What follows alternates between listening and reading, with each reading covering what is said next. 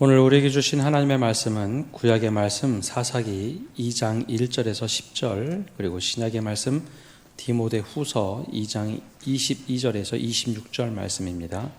먼저 구약의 말씀 사사기의 말씀을 봉독합니다. 여호와의 사자가 길갈에서부터 보김에 이르러 가로되 내가 너희로 애굽에서 나오게 하고 인도하여 너희 열조에게 맹세한 땅으로 이끌어 왔으니 또 내가 이르기를 내가 너희에게 세운 언약을 영원히 어기지 아니하리니 너희는 이 땅 거민과 언약을 세우지 말며 그 단을 헐라 하였거늘 너희가 내 목소리를 청종하지 아니하였도다. 그리하면 어찌미뇨.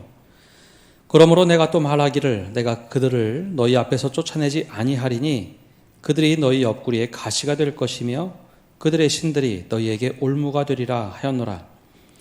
여호와의 사자가 이스라엘 모든 자손에게 이 말씀을 이르매 백성이 소리를 높여 운지라. 그러므로 그곳을 이름하여 보김이라 하니라. 무리가 거기서 여호와께 제사를 드렸더라. 전에 여호수아가 백성을 보내매 이스라엘 자손이 각기 그 기업으로 가서 땅을 차지하였고 백성이 여호수아의 사는 날 동안과 여호수아 뒤에 생존한 장로들 곧 여호와께서 이스라엘을 위하여 행하신 모든 큰 일을 본 자의 사는 날 동안에 여호와를 섬겼더라.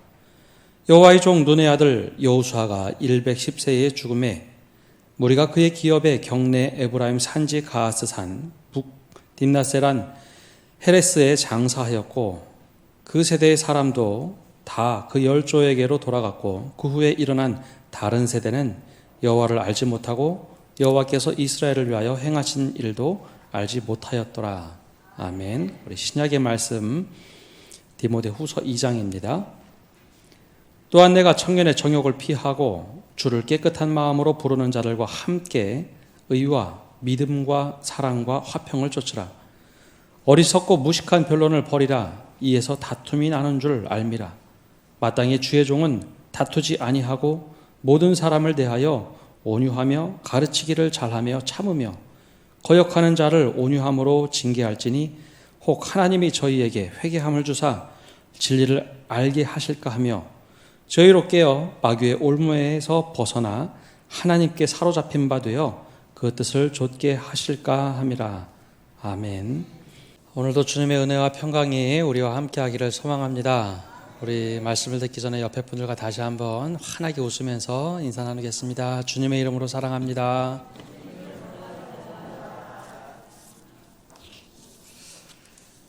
네, 이제 교회에서 현장 예배 또 온라인으로 예배 드린 지 이제 3주가 됩니다. 함께 모인다는 게 너무나 당연하게 여겼지만 이것이 당연하지 않을 수 있다라는 것을 경험하면서 많은 것을 새롭게 생각하게 됩니다. 오늘은 부활절 6째 주일이면서 또 청년주일입니다. 오늘도 이제 청년들 3부 예배는 좀 많이 나왔는데요. 오늘 이 청년들에 대해서 또 한번 생각하고 또 함께 말씀의 은혜를 나누고자 합니다.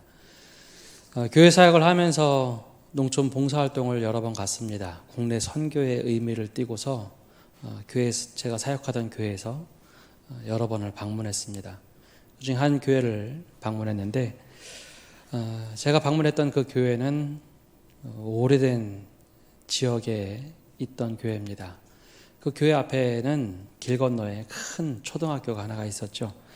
목사님과 오랫동안 통화를 하면서 저희가 무엇을 준비해 가면 좋을까요? 그랬더니 다른 농촌 봉사 활동보다는 우리 교회는 성경학교를 해줬으면 좋겠습니다 해서 저희가 성경학교를 준비해 갔습니다. 근데 그 교회에서 준비하는 과정 속에 한 20-30명 정도 아이들이 되니 성경학교를 준비해 달라고 이야기를 했죠. 성경학교를 준비하는 과정에 저희가 소통을 하고 그렇게 준비를 해갔습니다. 교회 방문해서 2층에 올라갔는데 생각보다 굉장히 교육관이 컸고 우리 교육관으로 비교하자면 약 2배 정도 되는 공간이 2층에 있었습니다. 책도 많고 아이들 공부할 시설도 잘 돼 있었죠. 내심 목사님이 교회에 교육에 관심이 많은가 보다, 아이들의 관심이 많은가 보다라고 생각을 했습니다. 그리고 나서 한참 대화를 나누는데 그때 처음 알았습니다. 그 길 건너에 있는 학교가 30년 전만 하더라도 학생들이 1000명 이상 다니는 아주 큰 초등학교였습니다. 근데 제가 그곳에 방문했을 때는 학교 학생들이 약 50명 정도, 교직원이 한 14명, 15명 정도 있던 학교입니다. 그래서 목사님은 그 교회에서 사역을 하면서 어떤 마음을 가졌냐면, 야, 이건 교회 문제가 아니다. 지역사회의 아이들을 키우려면 교회가 먼저 나서야겠다 해서 교회 교육관을 지역아동센터로 만들고, 아이들이 수업이 끝나면 방과 후 교실을 거의 교회에서 도맡아서 했습니다. 그래서 학교 아이들이 약 50명 정도 되는데 거기 참여하는 아이들은 약 40여 명. 그 중에서 아주 저학년이라든지 고학년은 각자 알아서 하는 상황이었죠. 목사님의 생각은 학교 학생이나 우리 교회 아이들이나 다 똑같기 때문에 우리가 도맡아서 해야겠다라는 생각으로 그렇게 지역아동센터를 운영을 했습니다. 그리고 나서 사실 10여 년이 흘렀습니다. 그때 참 많은 생각을 하게 됐죠. 물리적으로 이렇게 아이들이 줄 수도 있구나. 처음으로 피부로 와닿던 일이었습니다.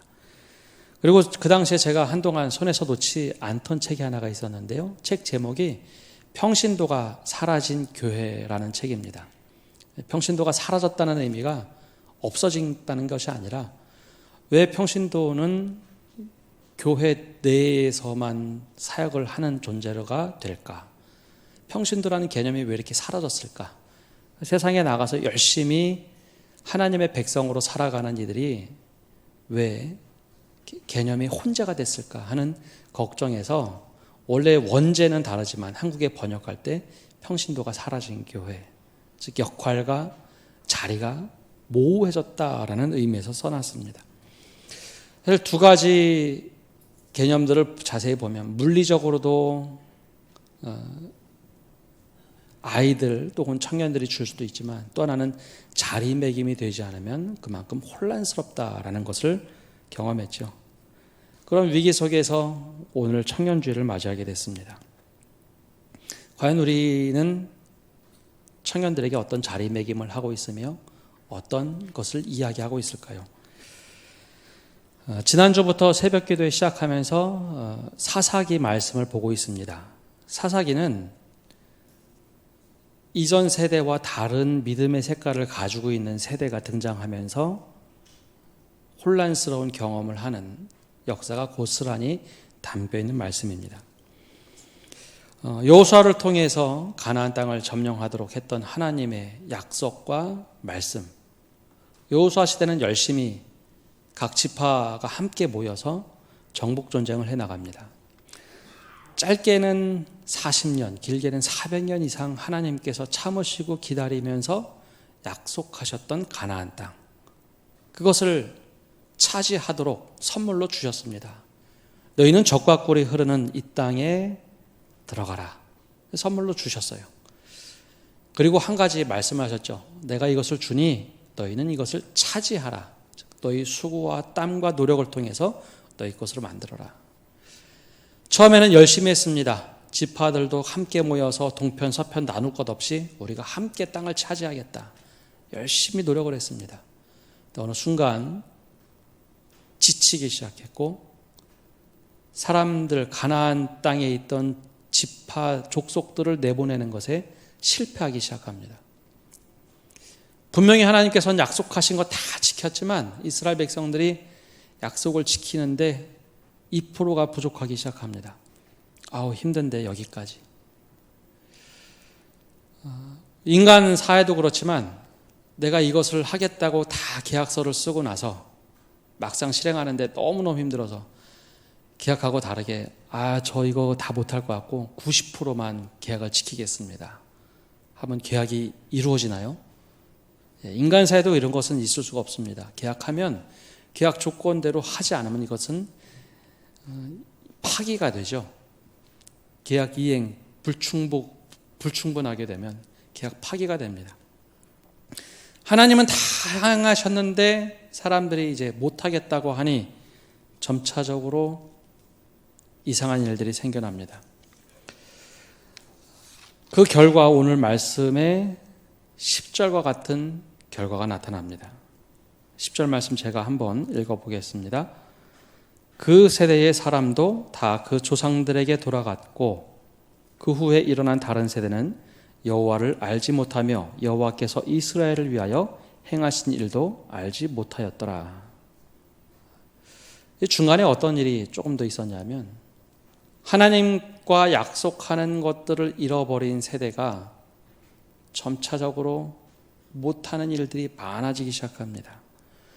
분명히 하나님께서 약속하시고 이것을 행하면 축복을 내리겠다고 했는데 이스라엘 백성 스스로가 지파별로 이것을 하지 못하는 일이 점점 드러나기 시작합니다. 그 밑에서 자라났던 세대들이 하나님을 믿는 모습의 부모를 보면서 이것이 안 돼도 살아갈 수 있네라는 오판을 하게 되죠. 그래서 오늘 말씀 2장의 앞부분을 보면 그런 이야기들이 자꾸 등장을 합니다. 하나님께서 행하신 일들에 대해서 점차 기억을 잃어버린 이들. 그래서 10절에는 이렇게 이야기를 합니다. 그 세대의 사람들도, 즉 열심히 여호수아도 함께했던 제사장들도 열심히 섬기는 것 같으면서도 부족했던 모습, 그들조차 조상들에게 돌아가고 다 세상을 떴고 나서 그 다음 세대가 되어야 하는데 다음 세대가 아니라 다른 세대가 됐다라고 이야기를 합니다. 이 조상들에게 돌아갔다는 표현은 우리식 표현이고요. 히브리식 표현에는 선조들과 함께 모였다라고 얘기를 합니다. 히브리 사상에는 사람이 죽으면 믿음 생활 그대로 하던 사람들이 선조에게로 돌아가는 것이 아니라 믿음 생활 한 사람들이 다시 천국에서 모인다라고 생각을 했죠. 우리 번역을 할 때는 이제 돌아가셨다고 했지만 믿음의 세대는 믿음의 세대대로 다 함께 모였습니다. 천국에서.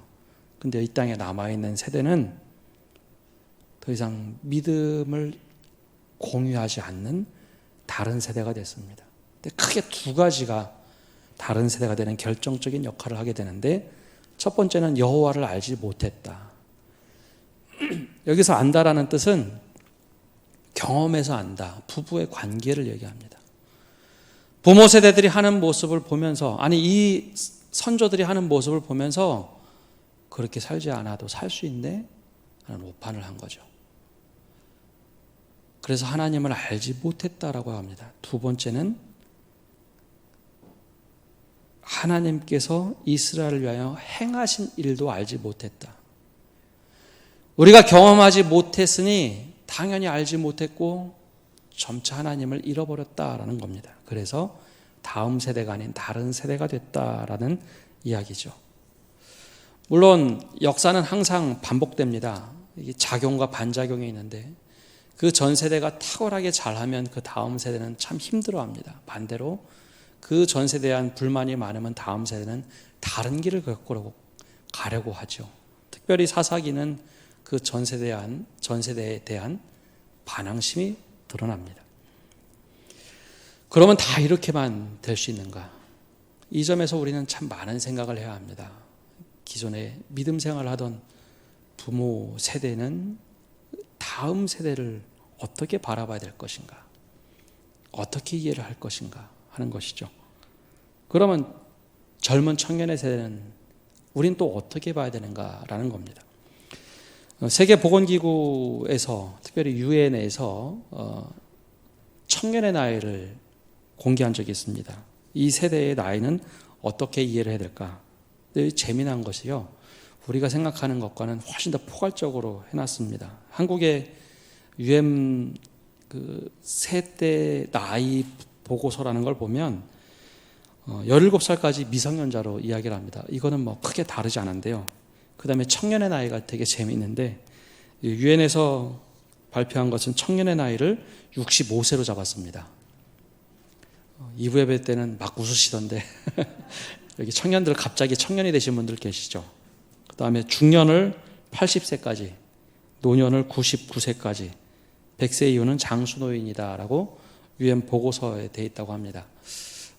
열심히 찾아봤더니 이것은 한국에는 이렇게 나와 있는데 유엔 보고서 나온 것을 찾아보니 그 의학 쪽에서 나온 보고서는 조금 다릅니다. 44세까지를 청년으로 보고 있더군요. 그 다음에 성인을 60세까지. 재미난 것은 성인과 그 노년을 조금 구분을 해서 장년보다도 조금 더 나이가 드신 세대를 65세까지 받고 노년 세대는 90세까지 봅니다. 근데 그 이상은 아주 장수노인으로 이해를 하죠. 그러고 보면 아마 여기 청년 세대로 갑자기 들어온 분들도 좀 계실 겁니다.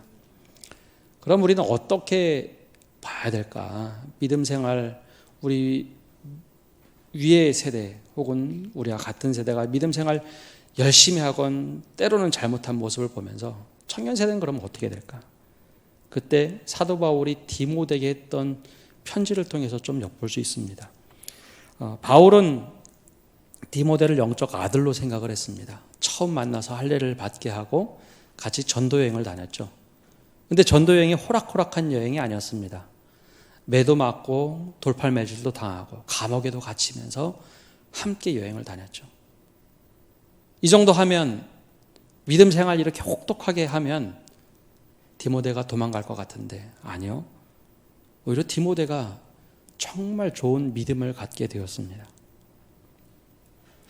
똑같이 동일하게 생활하면서 믿음 생활을 하는 바울을 보면서 정말 견고한 믿음을 갖게 됩니다. 아, 이것이 믿음의 진수구나. 그런 의미에서 보면 아주 보호하면서 잘 키운다고 키우는 것이 잘 키우는 것이 아니라 어려움을 극복할 수 있는 힘을 주는 것, 함께 경험하고 함께 느끼도록 하는 것이 중요하다는 것을 알 수 있습니다.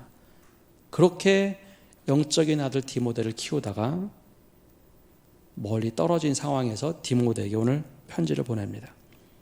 너는 어떻게 살아야 될까? 한참 편지를 보내다 이런 얘기를 하죠.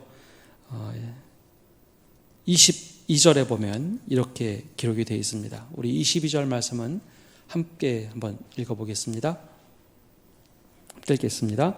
또한 너는 청년의 정욕을 피하고 주를 깨끗한 마음으로 부르는 자들과 함께 의와 믿음과 사랑과 화평을 따르라.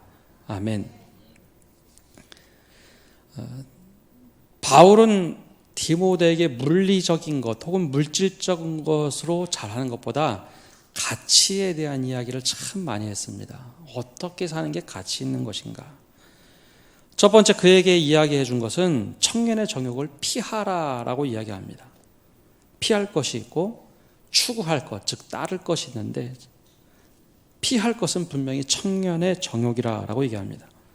그럼 청년의 정욕이다 하면 제일 먼저 떠올려지는 것이 성적인 유혹만 생각하는데요. 원래 이 원어에는 여러 가지 의미를 담고 있습니다. 이 정욕이라는 뜻에는 청년 때에 명예만을 쫓지 말라라는 의미를 가지고 있습니다.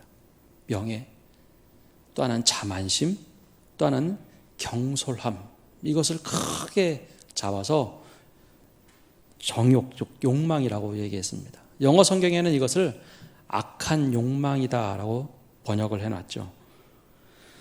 근데 여기서 또 한 가지 의미, 피하다라는 뜻이 그냥 거기서 이렇게 살짝 비켜가는 것, 혹은 욕망이 오면 이것을 아예 거절하는 것을 피하다라고 하지 않고요. 거기로부터 도망하다라는 것을 피하다라는 의미로 보았습니다.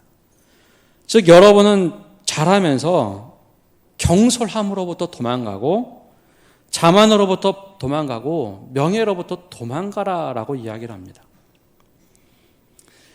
바울이 같이 믿음 생활을 하고 때로는 본이 되기도 하고 때로는 본이 되지 못하는 모든 것을 다 보여준 다음에 청년인 디모데에게 청년의 정욕을 피하라고 한 것은 사람을 피하거나 사람을 반대하는 것이 아니라 가지고 있는 생각, 가지고 있는 욕망에 대해서 그것을 떠나라는 것이죠. 사람은 사람대로 제대로 보라는 겁니다. 청년의 때가 되면 비판적인 사고가 늘어나기 쉽습니다. 그건 당연한 것입니다.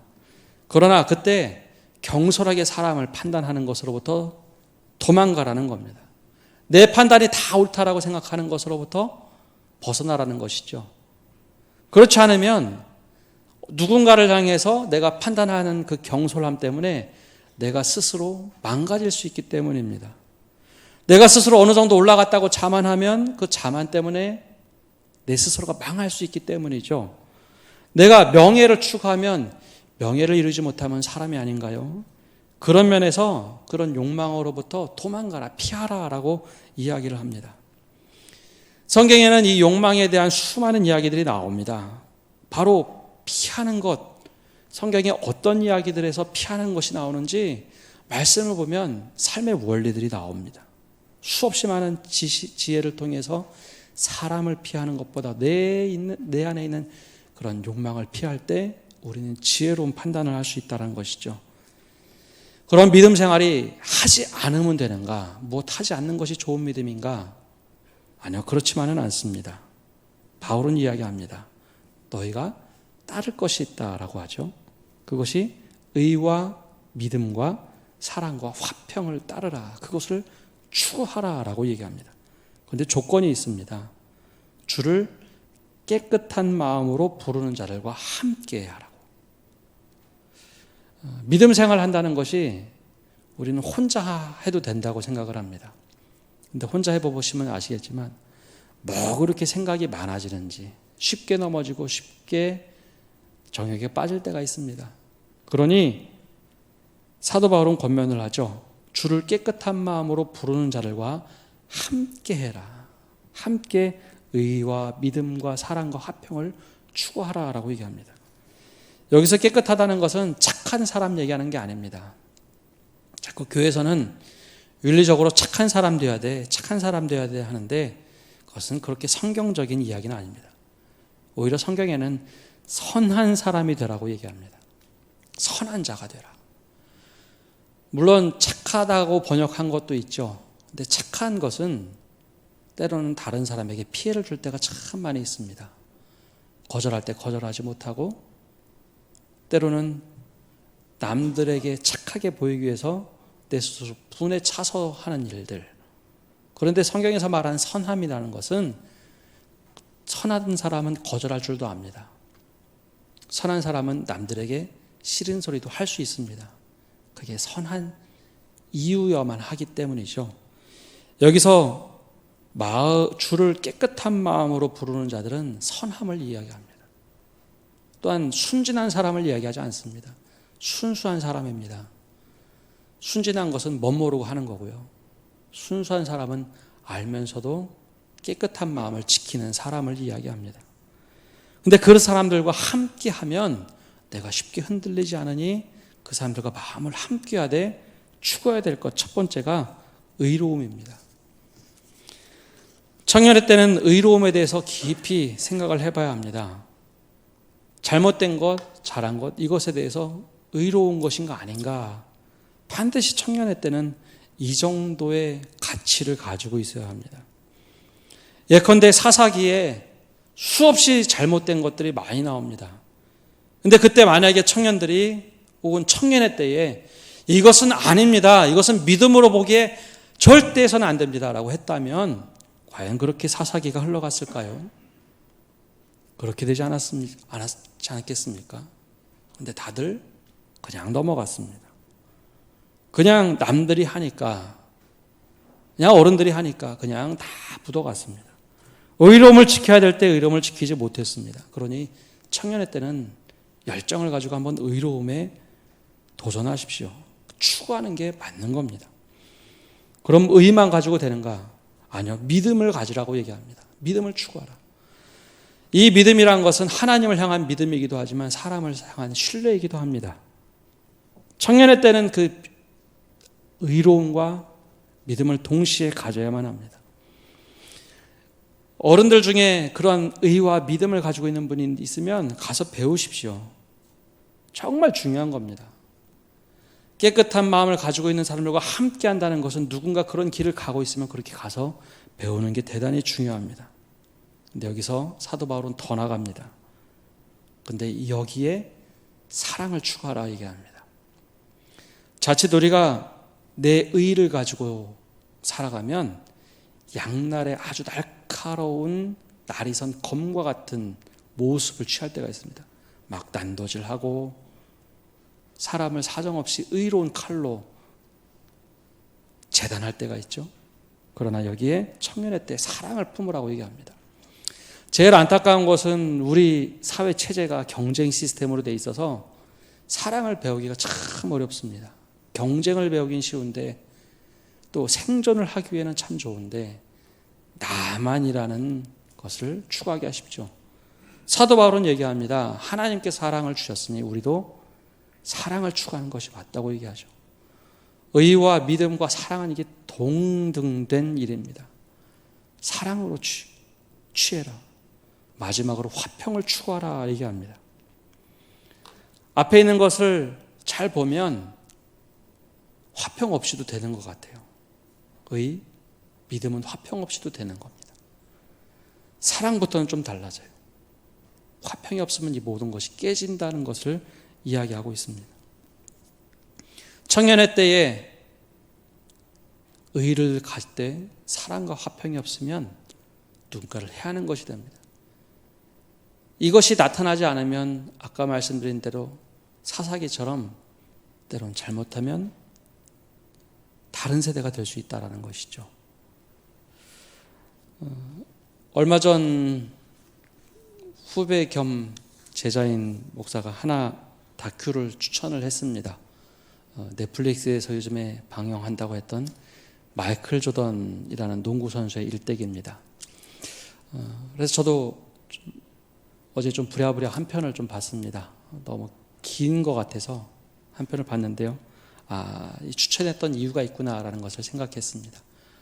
이 마이클 조던이라는 농구 선수는 80년대, 90년대 미국 역사를 바꾸었다라고 평가될 만한 아주 훌륭한 선수였죠. 어제 1편을 보는데 그 초창기 이야기가 좀 나왔습니다. 제가 오늘 청년주일 준비하면서 제가 보기 참 잘했다라는 생각을 하게 됐는데요. 이 마이클 조던이라는 농구 선수는 시카고 불스에서 뛰던 탁월한 농구 선수였죠. 근데 그가 처음으로 입단할 때쯤에 그는 드래프트 3위에서 입단을 하게 됐습니다. 1위로 지명을 받았다면 최고 영예를 안았겠지만 3위였습니다. 그가 입단할 때 시카고 불스는 그렇게 아주 최고의 팀은 아니었습니다. 그러나 그가 거기에 딱 들어가 봤을 때 다른 선수들과 코치들은 생각을 합니다. 야, 좀 별 볼 일 없는 선수가 들어온 것 같아. 첫 번째 키가 너무 작다. 농구 선수 치고 196cm는 작은 거랍니다. 키가 너무 작으니 우리가 잘못한 것 같다. 두 번째, 그가 아무리 잘했어도 실력이 그렇게 출중하다고 생각이 되지 않는다라는 판단을 했고 그렇게 주목하지 않은 상황이었습니다. 근데 그가 가서 한번 원정 경기 처음으로 가게 됐는데요. 원정 경기를 가면 숙소에 머물러야 하는데 다른 선수들이 머문 숙소에 들어가 문을 똑똑 두드렸는데 그 안에서 마우삭 하는 소리가 났습니다. 누구세요? 저 조던입니다.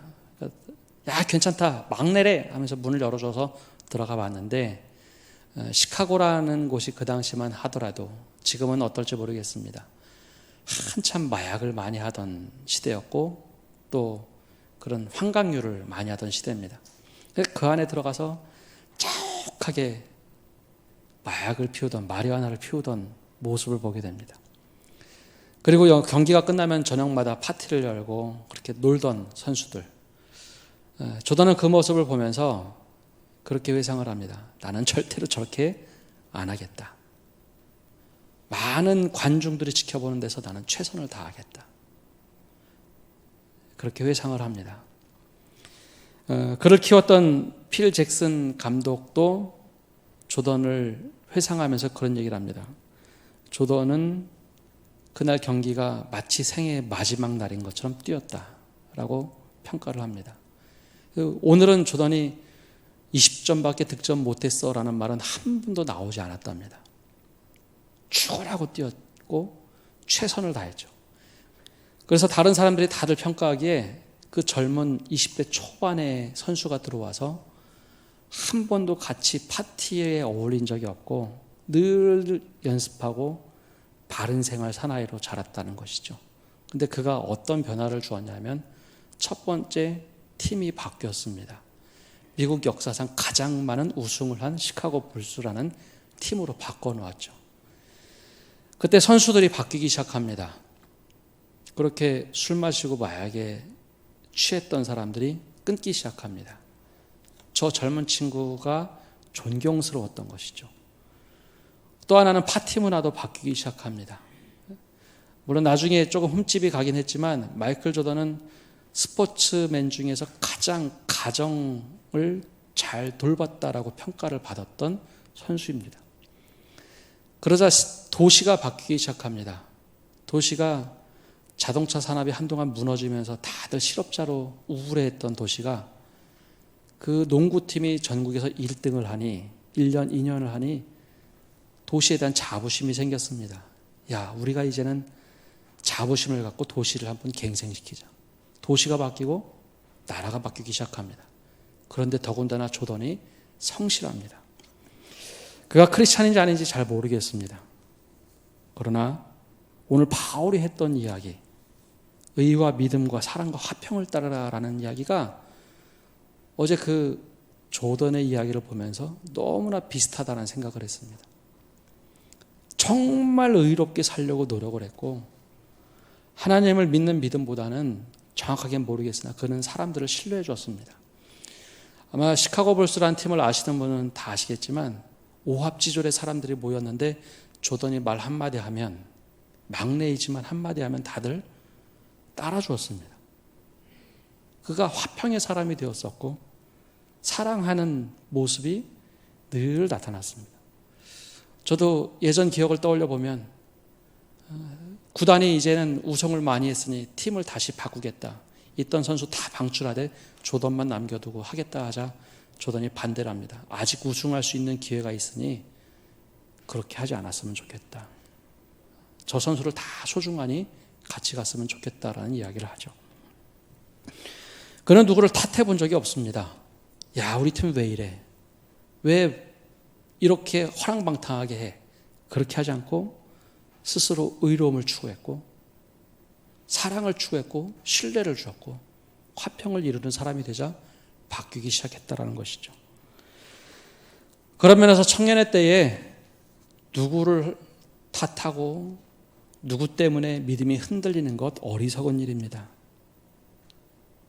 우리가 추구해야 될 것은 바로 깨끗한 마음을 가지고 있는 사람들과 함께하며 의와 믿음과 사랑과 화평을 추구할 때 하나님께서 기뻐하시는 사람이 됩니다. 그때 버려야 될 것은 정욕입니다. 우리의 잘못된 가치관을 버리는 겁니다. 오늘 말씀을 정리하면서 우리 모든 믿음의 사람들이 가야 할 길이 있습니다. 우리는 그러면 어떻게 미래를 준비하고 있는가입니다. 기성세대는 기성세대로 나름대로 믿음에 있어서 의와 믿음과 화평과 사랑을 실천하며 가야 됩니다. 그래야 다음 세대가 우리를 보고 똑같은 절차를 밟기 때문이죠. 그러나 청년들의 세대에는 더 도전을 해야 합니다. 기성세대가 갔던 믿음과 동일하게 가는 것, 때로는 잘한 것도 있고 못한 것도 있는데 못한 것을 보고 여러분들 잘못됐다라고 판단하고 믿음을 떠나서는 안 됩니다. 바로 하나님께서 주신 의와 믿음과 화평과 사랑을 지켜내는 여러분들이 되어야 합니다. 그래서 우리가 함께 믿음을 걸어가는 것, 그리고 다음에도 함께 그 길을 걸어갈 수 있다는 소망을 가지고 가야 합니다. 오늘 청년주의를 맞이하며 단지 청년뿐만 아니라 우리 모두에게 들려주신 이 하나님의 말씀을 통해서 우리 모두가 함께 믿음의 길을 걸어가는 우리 선함교회가 되기를 간절히 바랍니다.